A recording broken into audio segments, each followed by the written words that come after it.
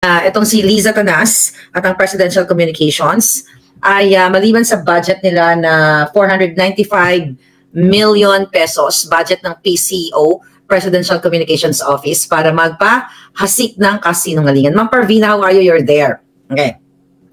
Ngayon mga kababayan, at basahin lang natin itong message sa atin. Alright? Okay. Sabi sa akin, okay, yung Pogo, baka pwede natin i-touch ito. Alright? Later. Okay. For your information, Liza hired, okay, this person, yung kanilang kampanya, to attack you. Ako daw. Okay? Ito ay Pokling na trying hard. Okay? Sabi niya, ito ay binabayaran ni Liza para umatake sa akin at para pabanguhin si Liza Tanas at umatake sa mga critics like you. Alright? Ang nagpapakalat ng mga deepfake AI ay si Liza. Okay? Siya ang nagbabayad gamit ang pera ng bayan. Grabe, sabi niya gano'n. Grabe itong gobyernong ito. Alright? Sabi niya dito, ito, ibang topic na ito. So ngayon mga pabayan, sabi ko magkano ang binabayad? Magkano ang binabayad dito sa taong ito ni Liza? Sabi niya ay 5 million a month. Alright, 5 million a month. So ngayon mga kababayan, tinignan ko ang Facebook ni Liza Tanas. Alright. Ngayon, sabi ko, ang ginagawa pala nila, maliban sa nag-hire si Liza ng trolls at ng, yung trolls kasi tao yun na binabayaran nila. Okay, tao or isang tao na, let's say for example, may hawak na cellphone o 10 cellphone ang hawak niya, or katulad ng pinakita natin, di ba, yung si Patricia Martin na binabayaran niya si Calvo, nag-aaway-away sila dun sa group chat nila na kung saan yung nag-aaway-away sila dahil sa bayad o bayad sa mga trolls. So ngayon mga palangga, itong information na nakuha natin, syempre bago tayo magkuda dito, inuunawa natin. Sabi ko, ano ba binabayaran ni Liza? Ni Satanas? Sabi niya, itong agency na ito, itong digital agency na ito kung saan may mga digital warriors at digital bots. Okay? Kasi yung bots, 'di ba? AI bots ginagamit kasi yan sa mga companies like 'di ba yung Facebook, may bots sila, yung automatic pag nagme-message ka, yung sumasagot sa iyo it's artificial or AI, bot siya, hindi siya tao. So ngayon mga palangga, ito yung na-inform sa atin na talagang si Liza dahil nasukong-suka sa kanyang taong bayan, so nagbayad siya ng bots at ang Presidential Communications para pabanguhin ang kidnapper, smuggler, kordoroy, potot, mudlo, lahat na ng kajagitan sa pagmumukha nitong Feslak, yung Feslak ni Tay, talagang kompleto sarkados. So nag-hire ng kumpanya para pabanguhin siya at magpakalat ng kasinungalingan ang kanyang mga bots para mag-comment ng bonggang-bongga o lahat ng kasinungalingan. So pakita natin sa inyo kung ano yung sinasabi ng ating informante na paano natin nalaman na totoo ang sinasabi sa atin ng informante. Mga kababayan, hindi ko naman pinakikialaman o hindi ko binivisit, okay, yung Facebook page ni Liza Tanas at ni Marcos Jr. Kasi mga kasinungalingan lang yan. So ang ginagawa ko actually, pag may gusto akong malaman sa kasinungalingan nila, pumunta ako sa website. So tignan natin dito muna tayo sa Facebook ni Liza Tanas. Alright, tignan natin Eto, after ko ipakita sa inyo, you do it. Pagpuntahan nyo para tayo ay okay, di ba? Mas ng konti. Okay. Di ba? So ito, mga palangga, pakita ko lang to sa inyo. So ito yung kanyang Facebook, di ba? Ayan, may blue check. Okay? Ngayon, hanapin natin yung bots na sinasabi nitong informante natin. Kasi hindi naman tayo, okay, hindi naman, ngayon, di ba, ayan, may nakalagay, AI. Anong sinasabi ng AI? Comments praise the First Lady, okay, for her hard work and dedication, expressing gratitude and admirations. Many wish her well and bless her, while others express pride in being Filipino. The comments are overwhelming, positive, and supportive. Yun ang gusto niyang ipalabas. Ni Liza na gustong-gusto siya ng tao, pero lingid sa inyong kalaman, okay? Lingid sa kalaman ninyo mga palangga. Tingnan natin pindutin nyo yun, di ba, most relevant, okay? Pindutin natin yung new comments, okay? New comments, okay, tingnan natin Okay. New comments. Alright? Nakita nyo yan? Okay? Nakita nyo pa ulit-ulit? Bayad yan. 5 million ang binabayad niya dyan. Sa mga bots na yan. O, ano sabi dyan? Good job, good job. O, kaya ganun ang sinasabi ng AI na puro papuri. Okay? Nakita nyo? Buksan natin yan. Ano sinasabi dyan? Wow, galing naman po. Good job, great job, keep it up, God bless, keep it up. Paulit-ulit. So, tignan natin yung, ano na yan, taong yan, kung ano yung pinopost niya. Alright? Okay, tignan natin para mapatunayan natin sa inyo kung anong pinopost nito. Alright tignan mo bots na bots. Okay, angat natin. So, ang chinek ko na to kanina, it's either papuri. Dalawa lang yan, papuri kay Romualdez, kay Arneta, kay Tambaloslos, sa lahat ng mga bangag, okay? Or panira kay Duterte. Okay, hanap tayo ulit ng isang, ng another bots, ayan. Nakita nyo mga kababayan? Keep it up. Now, meron ba ganyan paulit-ulit? Beatrice, yan, tingnan natin. Paulit-ulit, yan daw ay, ayan, ang dami, para lumabas sa kanilang AI na maganda yung sinasabi. Copy-paste lang yan. Tingnan natin kung anong pinapost nito ni Beatrice. Okay? Magkakaparehong posting yan Okay, nakita nyo? Ayan, si Romualdez. Puro papuri. Okay, hanap tayo pa ng iba para mas maano natin sa inyo. Maipakita natin sa inyo kung ano yung sinasabi ng ating informante. Alright, ito. Okay. Tulad dito, ayan. Yan, Harry Cabral. Tignan natin kung ano yung pinopost ng Harry Cabral. Paulit-ulit di ba? Si Duterte. Paninira na naman. Ayan, puro papuri. Papuri. Rally dami ko palpak. Ayan, anti-government. Rally ng maisog. Puro paninira sa maisog. Puro paninira kay Pangulong Duterte. Hanap ulit tayo kay Lisa. Dahil tuwang-tuwa siya sa AI bots na pumupuri sa kanyang kordoroy na mukha. Okay? 5 million yan, mga kababayan. Ayan. Sean Tan, puntahan nyo. Okay? Ayan, Lisa, booking na booking ka ng gago ka. Pera po ng bayan yan. Aso. Tingnan natin kung ano pinopost. Rosas, aso. Okay. Walang ano pa po. Ano pa tayo, inano ko to kanina in-scrutinize ko. Ito. Tignan mo to.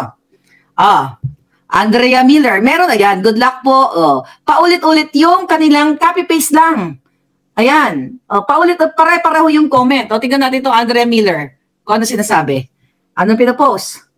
Tignan natin. Di ba? Papuri. Si Tambaloslos. Ayan. Or panira kay Duterte. Ayan. Puro ganyan. Hanapin natin puro panira. Ayan, maisog. Panira. Di ba isa? Ito yung pinakita ko kanina sa inyo. Iisa ang posting, isang tao. 5 million yan, mga kababayan. 5 million ang binabayad ng buwaka ng inang satanas. Na si Lisang kidnapper, lahat na. Hanap pa tayo. Nakita nyo, ayan. Kayo na mismo pumunta kayo. You're doing pare-pareho yan. Bots yan, mga palangga. Bots yan. AI generated yan. Tignan natin to si Angelica. Di ba? Papuri. Yan ba, Lisa? Tingnan mo. Nakita nyo, ayan na naman yung post. Iisa. Meron bang taong magkakaiba na pare-pareho kayong pinost? Di ba? Puro si Martins, puro yung mga Romualdez. Meron bang ganyan na personalidad? Na tunay na tao na magko-comment na, ay, ito pa. Ayan mga palangga. Lisa, bukin ka ng gago ka. Ayan. Tignan natin si Catherine Johnson. Pare-pareho, good luck. Okay, good luck. We love you. At chuchuchu. At paulit-ulit yan, mga kababayan. So ngayon, isa pong tao, isang kumpanya ang nagpo-program yan. Ayan. Mga palangga, ano yan? Kayo, pare-pareho yung posting. Pare-pareho. So ibig sabihin, iisa lang. Mga kababayan, isang kumpanya lang ang gumagawa nito. At kayo po ang nagbabayad nito, mga palangga. 5 million pesos. Hanap pa tayo. Ayan, tingnan mo. Ayan na naman, nag-iisang first lady. Ayan. So, meron bang ganyan paulit-ulit? Bakit ka magpo-post ng ganyan paulit-ulit? At tingnan natin ang ano niya, ang sinishare niya. Medyo iba ang sinishare. Okay? Ayan, Pangulong Duterte. Puro paninira. Ayan pa natin, meron. Ito pa. Ayan ang dami. Meron bang ganyan na mag-ulit-ulit ka? Tsaka AI generated yan, mga kababayan. AI. Tingnan natin itong ano na to. Ayan. The same. Pareho lang ng pinos. Hanap pa tayo para matuwa kayo. Para matuwa si Lisa Tanas. Ito si Philip Carmelo. Tingnan natin. Alright. Di ba? Kita nyo, pare-pareho yung posting. Pare-pareho. Tignan nyo na lang dun, mga babayan. So, 5 million pesos po. According to my source, ang ginagawa ng buwaka ng inang babaeng kidnapper na ito. Maliban sa smuggling, pangingidnap, gusto niyang gumanda ang imahe niya. gamit ang pera ninyo. 5 million a month. We're talking about this company pa lang. Okay? Kumpanya, actually na scammer din. Okay? Kumpanya na binabayaran ni Lisa para mag-hire ng bots. Kayo na ang magdesisyon. Kayo ang pumunta sa page niya. Pero nakita ko naman at halos lahat ng post may ganon. At pati kay Kuting. Diba? Grabe ang ginagawa ng mga jutang ginimis na yan. Oh.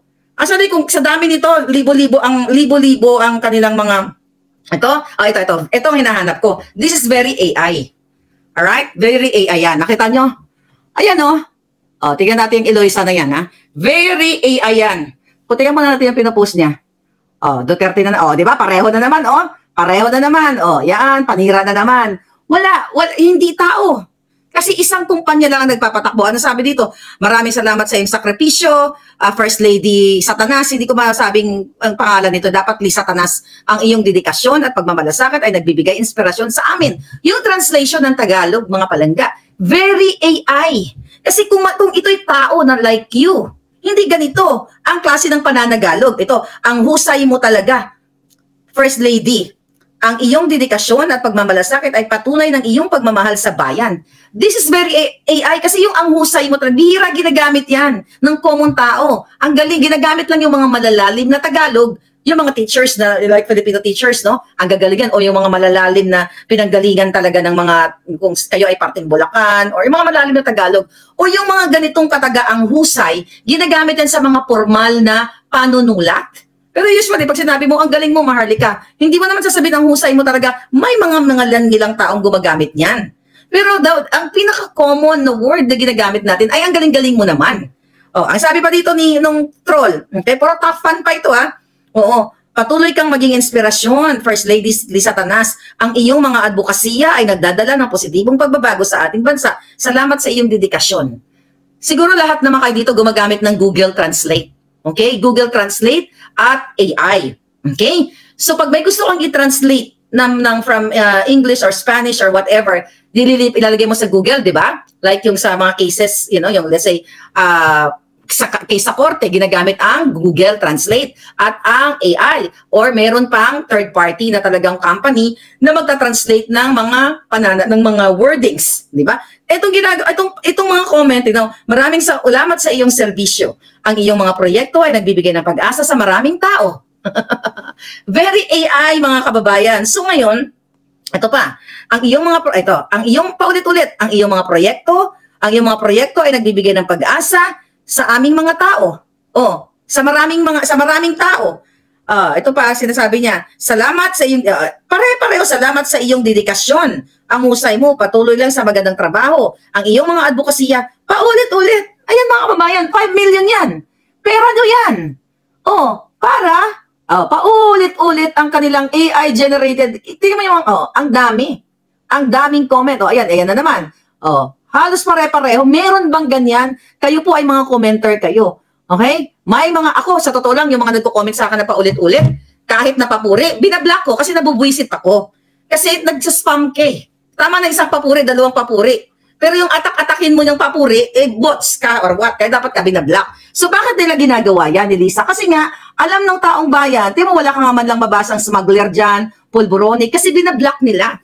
That's the intention kaya nag-hire si Lisa Satanas ng firm na ito para i-block yung mga totoong comment ng tao. Like yung comment natin, sangkot siya sa kidnapping, sa extraction sa Turkey, sa smuggling, kasabot si Michael Ma, pulburonic, wala kang makikita.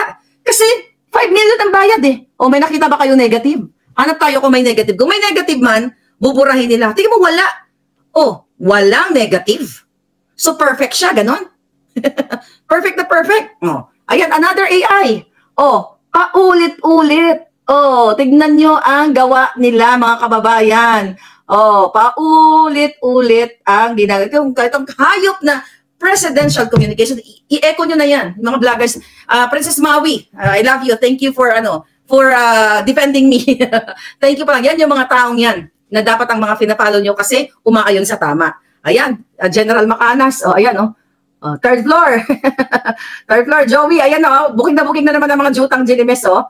You know, hindi ko to pinupuntahan. Ayan, oh. Wala akong pakialam sa ginayupak na ito. The problem lang, may nag-send sa akin na Miss Maharlika, nagbabayad ng 5 million yan. Sabi ko, sino? Sabi niya, sino ang binabayaran? Di ginamit yung firm.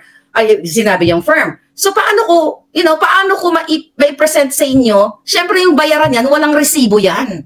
Nakaw nga sa bayan. Sa tingin mo ba, magbabayad ng 5 million si Lisa para pabanguhin siya ng AI na mayroon silang resibuhan? Walang resibo yan. Nakaw yan sa bayan. Okay? So, yan ay internal nilang pag-uusap o pasindikatong pag-uusap. Ngayon, sabi ko nga doon, actually, dalawa yung informer ko, sabi ko, saan ako makakuha ng resibo na binayaran yan? Wala ka talaga makukuha niyan. Pero, enough na itong resibo na ito. Mga kababayan, kayo naman ay may mga Facebook page. Oh, siguro 2-3 comment is enough. Ako minsan, pag may comment ako, may nakakalimutan ako, i-edit mo lang. Pwede mong i-edit yung comment mo eh. Bakit kailangan pa ulit-ulit? Kunyari, may isusulat ako, tapos may nakalimutan akong word out para dinagdag ko. I-edit ko lang yung comment ko. Pero ito, 5 million, mga palangga, pera ninyo.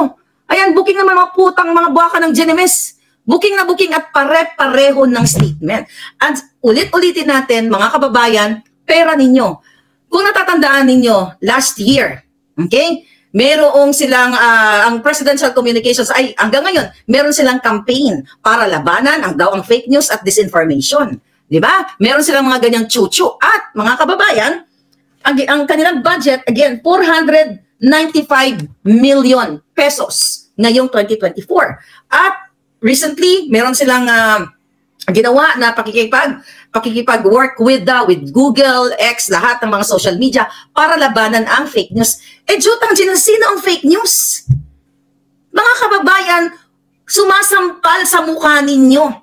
Sino ang fake news? Taliwas na sinasabi nila na nakipag-ugnayan sila sa Google sa kung ganito. Ang purpose ng mga hinayupak na yan para i-take down ang page natin. Katulad ng ginawa sa SMNI, katulad sa akin at sa inyo. So yung sinasabi nilang labanan nila ang fake news, disinformation, ito mga jutang Genemes, mga judimonyong bangag na ito, ang tunay na kalaban ng bayan at tunay na nagpapakalat ng fake news. Maliban sa nagbabayad sila ng trolls to attack me. Okay? Dahil itong taong ito na nag-hire ng mga bots yan, sila din ang nagpapakalat ng black propaganda against me. Pero hindi magwawagi dahil huling-huli na, mga kababayan. Maniniwala ba kayo? Huling-huli na si Lisa Tanas. Maliban sa pagsasmuggle niya, tignan natin yung iba pa. May iba pa niyang post. Ito, iba naman to. Tignan natin to, okay. Okay. Tignan natin yung ibang post. Kung may ganun din. Pero actually nakita ko na to. Okay? Puro papuri. Okay. Ayan, kung itong 4 days working visit. Mukhang suma ng buwaka ng ina. Okay? Tignan natin. Alright? Pareho lang. Puro bots. Puro bots, mga palangga. AI. Tignan natin pinagpo-post niya. Di ba? Pare-pareho ng posting. So yan po ay yan ay pagpapatunay na iisang kumpanya lang. So tama yung ating informante. Actually yung informante natin, ang binigay niya lang sa akin, Miss Maharlika, ito si Lisa nagbabayad ng 5 milyon kada buwan dito sa firm na ito para atakihin ka at pabanguhin siya. Kaya sabi ko, asan yung ebidensya? Saan yung resibo? Wala ka naman makukuha ng resibo kasi under the table nga. Illegal nga Walang resibo yan. Usapan lang yan. Ito, bayaran ko ng 5 milyon. Pero dito sa pinersent natin, mga kababayan, dito nyo makikita kung gaano kasinungaling itong hayop na Lisang ito. Maliban pa, dun sa kanyang mga photographers, sila Gerald Barria, si Franz Imperial, na mga photographers na lang yan na nagpapataba na para mga elepante sa kalalamon ng bayan, binabayaran pa sila. Ang sweldo lang mga yan, more or less, between 200 to 300,000 para tapyasin ang butod ni Lisa. Para tapyasin ang kanyang mga picture, yung editing ba? Face up lang, pwede na siyang gumanda, $5 a month lang, sabi ni George na friend ko. Bistado na naman. Bistado, sabi ni Kenneth TV, bistado sa sarili niyang gawa, si Lam. Niloloko ang sarili niya, nakakatawa, sabi ni Solid Maharlika ako. Yun nga, mga palangga, maliban dun sa sweldo ng mga taga-tapyas ng butod niya. Okay? Ang budget ng Presidential Communications is 495 million. Saan nila ginagastos? Sa pagpapakalat ng fake news, pagbabayad ng trolls, ng bots, ng mga companies para mag-operate ng black operation laban sa mga Duterte at laban sa mga kritiko like me and you. So,